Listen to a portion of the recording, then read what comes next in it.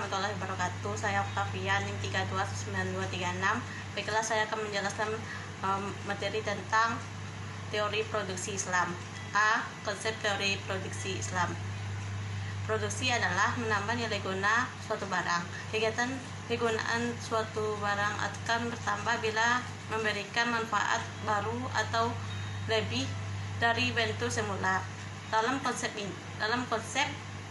teori produksi Islam ini, di mana dengan membutuhkan faktor produksi, yaitu alat atau sarana untuk melakukan proses produksi.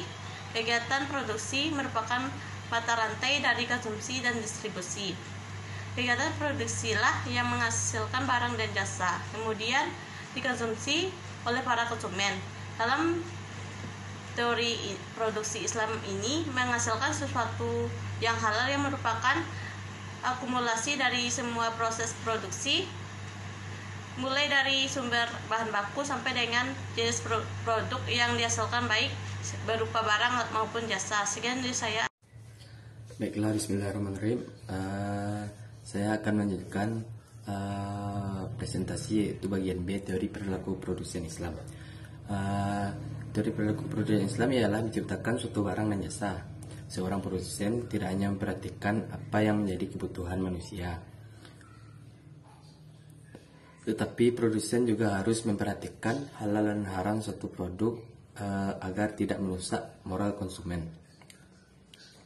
Teori perilaku produsen dalam perspektif Islam merupakan ilmu yang mempelajari perilaku ekonomi manusia, di mana perilakunya diatur berdasarkan agama Islam. Memproduksi suatu barang harus mempunyai hubungan dengan kebutuhan manusia.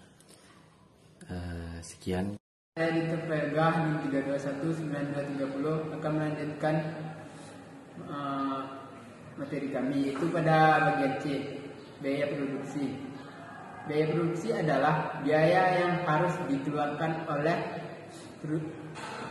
perusahaan untuk dapat menghasilkan faktor-faktor produksi dan bahan-bahan mentah yang akan digunakan untuk menciptakan barang-barang yang diproduksi dalam perusahaan. Adapun macam-macam teori produksi, itu yang pertama teori produksi jangka pendek dan teori produksi jangka panjang. Faktor-faktor biaya produksi, faktor-faktor produksi adalah segala sesuatu yang dibutuhkan untuk memproduksi barang dan jasa. Sekian dari saya. Efisiensi produksi. Efisiensi adalah suatu ukuran keberhasilan sebuah kegiatan yang dinilai berdasarkan besarnya biaya atau sumber daya yang digunakan untuk mencapai hasil yang optimum. Adapun beberapa jenis dari efisiensi. Yang pertama adalah efisiensi optimal. Adalah perbandingan terbaik antara pengorbanan yang dilakukan untuk mendapatkan suatu hasil yang diharapkan. Yang B adalah efisiensi dengan tolak ukur. Adalah perbandingan antara hasil minimum yang ditentukan dengan hasil real yang dicapai. Yang ketiga adalah efisiensi dengan titik impas. Sering digunakan pada bidang usaha, di mana titik impas adalah titik batas antara usaha yang efisiensi dan tidak efisiensi. Suatu usaha untuk bisnis dapat dikatakan efisiensi jika titik impasnya diketahui dan bisnis tersebut menghasilkan lebih banyak titik impas.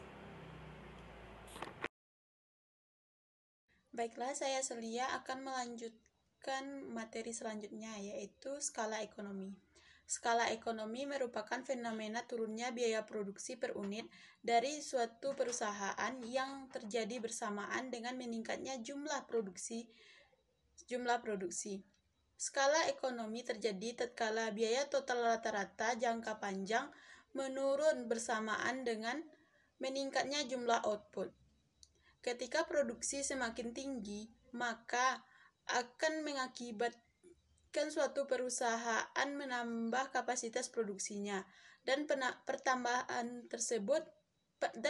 kapasitas ini akan menyebabkan kegiatan produksi perusahaan menjadi bertambah efisien. Adapun faktor-faktor yang dapat menimbulkan skala ekonomi diantaranya yaitu yang pertama, pengurangan harga barang mentah dan kebutuhan produksi lain.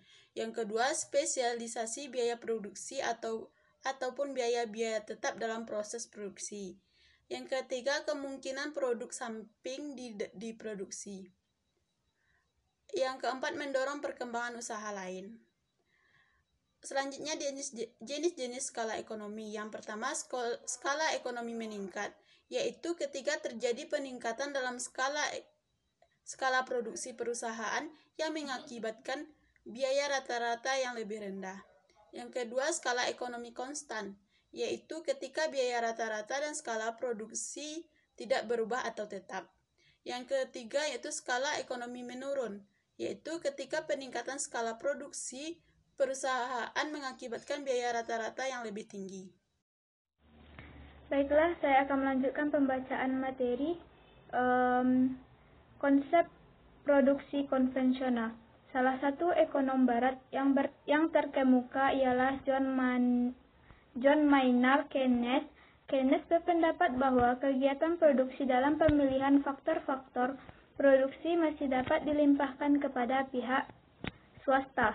Namun, bukan berarti pemerintah lepas tangan dalam masalah ekonomi. Pemerintahan wajib mengatur kebijakan-kebijakan untuk mempengaruhi perekonomian. Contohnya, pemerintahan berperan dalam stabilisasi perekonomian melalui kebijakan-kebijakan moneter, fiskal, dan perdagangan untuk mengatur besarnya permintaan agregat, sehingga dapat mempertahankan full employment dan menghindari inflasi ataupun deflasi. Peranan pemerintah dalam stabilisasi perekonomian dibutuhkan jika terjadi gangguan dalam menstabilkan perekonomian. Gangguan yang dimaksudkan yaitu yang pertama, lambannya pertumbuhan ekonomi, tingginya pengangguran dan kemiskinan, inflasi dan defisit anggaran, melambungnya utang luar negeri.